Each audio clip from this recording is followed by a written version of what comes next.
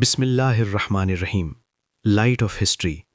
اسلام کے معزز ناظرین، السلام علیکم ورحمۃ اللہ وبرکاتہ۔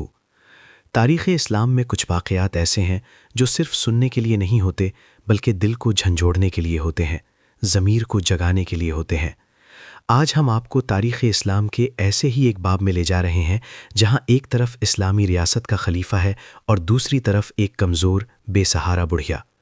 یہ کہانی ہے طاقت اور جواب دہی کی، یہ کہانی ہے عدل اور خوف خدا کی، یہ کہانی ہے امیر المؤمنین حضرت عمر بن خطاب رضی اللہ عنہ کی۔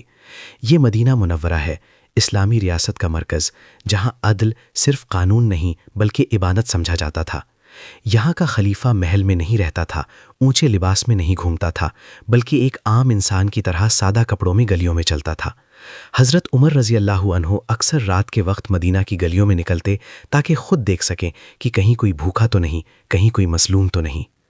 ایک دن اسی طرح گلیوں سے گزرتے ہوئے انہوں نے دیکھا کہ کچھ لوگ ایک جگہ جمع ہیں۔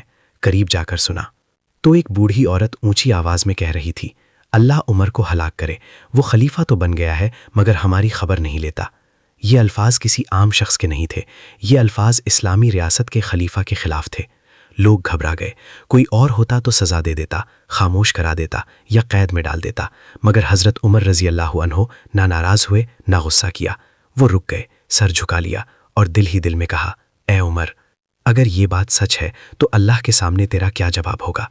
حضرت عمر نرمی سے آگے بڑھے اور اس بڑھیا سے پوچھا، اماں، آپ کو کیا تکلیف ہے؟ آپ ایسا کیوں کہہ رہی ہیں؟ بڑھیا نے کہا، ہم غریب ہیں، کمزور ہیں، ہمارا کوئی پوچھنے والا نہیں، خلیفہ بنتا ہے مگر ہماری خبر نہیں لیتا۔ یہ سن کر حضرت عمر کی آنکھوں میں آنسو آ گئے، ان کی آواز بھر آ گئی۔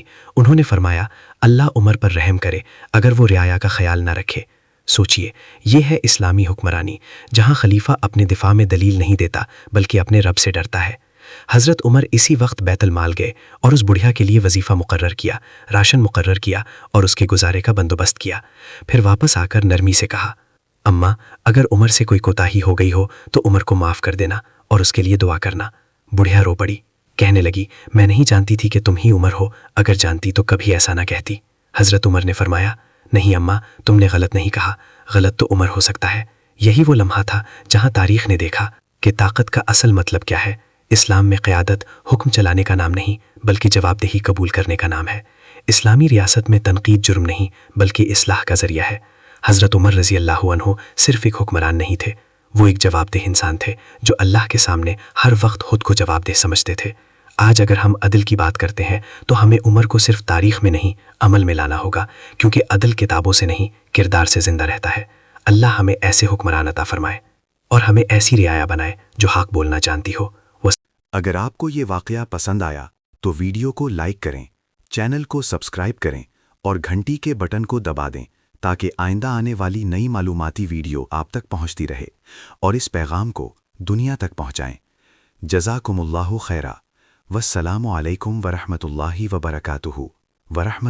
وبرکاتہ۔